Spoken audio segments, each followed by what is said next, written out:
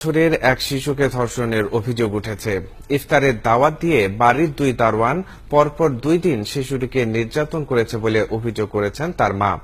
এ ঘটনায় বাড্ডা থানায় মামলা দায়েরের পর একজনকে গ্রেপ্তার করা হয়েছে। অপরজনকে গ্রেপ্তারের প্রক্রিয়া চলছে বলে জানিয়েছে পুলিশ। ডলার মেহেদীর প্রতিবেদন। শিশুর স্বজনরা বলছেন, প্রথম রোজে 8 বছরের শিশুটিকে ইফতারের দাওয়াত দেয় বাড়ির দারোয়ান 55 বছরের শাহানুর আলম।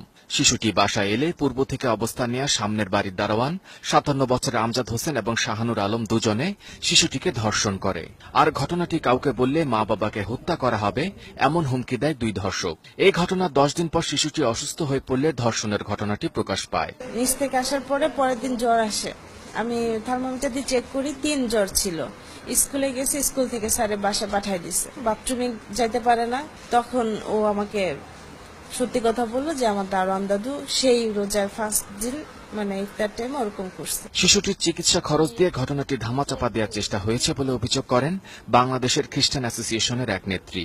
শিশুর সাথে যে অমানবিক কাজ করা হয়েছে, দারোয়ান তার বয়স 60-এর কাছাকাছি, এটা মেনে নেওয়া যায় না। তখন উনি খুব কান্নাকাটি করেছেন। তখন ওনার বললো যে তোমার কান্না আমাকে আর সাহস জুগাইছে। বাংলাদেশের খ্রিস্টান অ্যাসোসিয়েশনের উদ্যোগে প্রাথমিক স্বাস্থ্য পরীক্ষায় ধর্ষণের আলামত পাওয়া গেলে বাড্ডা থানায় মামলা দায়ের করা হয়।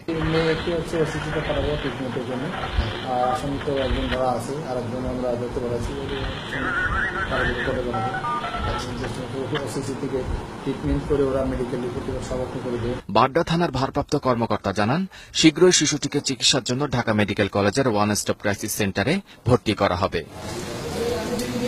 ডলার মেহেদী, 71, ঢাকা।